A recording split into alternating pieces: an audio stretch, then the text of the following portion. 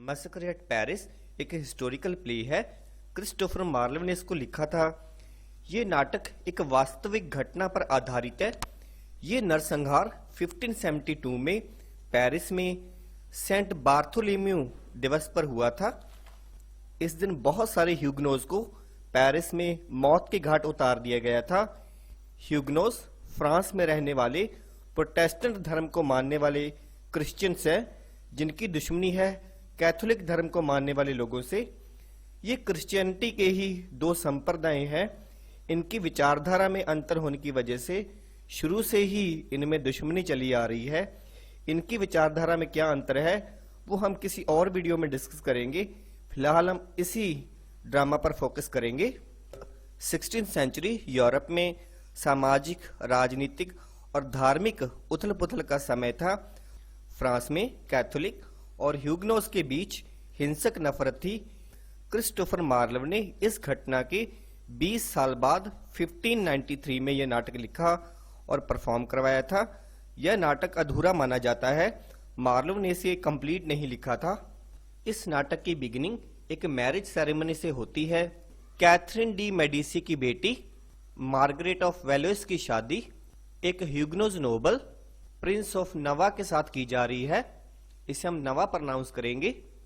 इन दोनों की मैरिज दोनों संप्रदायों कैथोलिक और ह्यूगनोज के बीच गृह युद्ध को समाप्त करने की एक कोशिश है, पर दोनों ही संप्रदायों को ये विवाह पसंद नहीं है। वे तो एक दूसरे के खून के प्यासे हैं। रानी कैथरीन डी मेडिसी तो इस मैरिज से बिल्कुल ही खुश नहीं थी, क्योंकि उसे ह्यूगनोज से बेहद नफरत थी। रानी कैथरीन ने ड्यूक ऑफ गाइस के साथ मिलकर नवा की रानी की हत्या करने की साजिश रची। एक्चुअल में ये शादी तो एक ट्रैप थी, एक जाल थी, जिसके जरिए ह्यूगनोज को मिटाने की योजना बनाई गई थी। ये दोनों अपने प्लान में कामयाब होते हैं। क्वीन ऑफ नवा को जहर लगे दस्ताने भेजे जाते हैं, जिससे उसकी मौत हो जाती है। जब क्वीन का एडमिरल उसकी डेड बॉडी को बाहर लेकर आता है तो ड्यूक ऑफ गाइस का एक आदमी उसे भी गोली मार देता है। इससे एडमिरल घायल हो जाता है। एडमिरल को हॉस्पिटल लेकर जाते हैं, जहां फ्रांस के राजा चार्ल्स उसे मिलने आते हैं और उसे सांत्वना देते हैं। पर एडमिरल मौत से नहीं बचता, क्योंकि ड्यूक के आदमी सोते समय एडमिरल को बिस्तर में ही मारकर चले जाते हैं। इस नरसंहार की खबर पहले पेरिस और फिर सारे यूरोप में फैल जाती है। पेरिस में तो हालात बहुत खराब हो जाते हैं।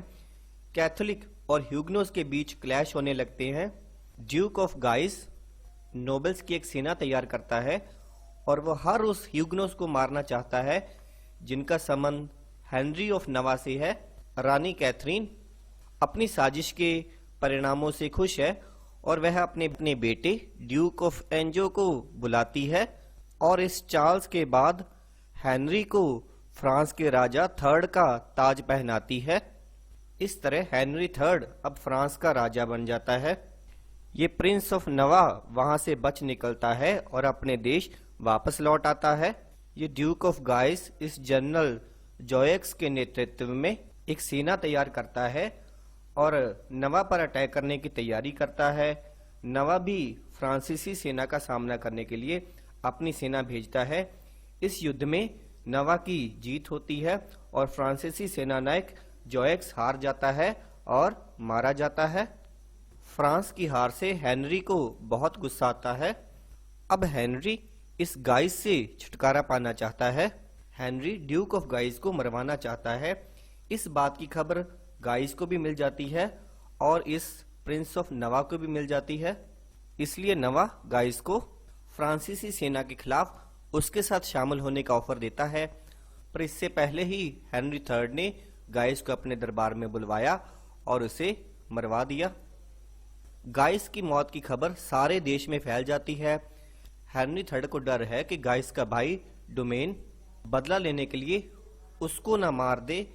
इस रिस्क को खत्म करने के लिए उसने गाइस के भाई को भी मारने का आदेश दे दिया, पर डोमेन वहां से भाग जाता है और हेनरी थर्ड के दुश्मन जैकोबिन से मिल जाता है। हेनरी थर्ड की मदर कैथरीन उसके कामों से खुश नहीं है। खासकर उसके गाइस को मारने वाले फैसले से।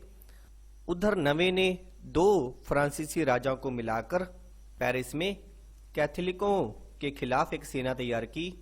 लास्ट एक्ट में एक फ्रायर लेटर देने के बहाने हेनरी थर्ड के पास आता है और उसे चाकू मार देता है। इसके बाद इस फ्रायर को भी मार दिया जाता है, लेकिन हेनरी थर्ड इसमें घायल हो जाता है, उसके बचने का कोई चांस नहीं रहता। ये फ्रायर वही जैकोबिन फ्रायर होता है जिसके साथ डोमेन जाकर मिल जाता है। अब मरते समय हेनरी थर्ड ने प्रिंस ऑफ नवा को फ्रांस का नेक्स्ट किंग घोषित कर दिया। ये प्ले नवा की हेनरी फोर्थ के रूप में ताजपोशी के साथ समाप्त होता है, जहां वे फ्रांस के कैथोलिकों के खिलाफ अपनी लड़ाई जारी रखने की कसम खाता है।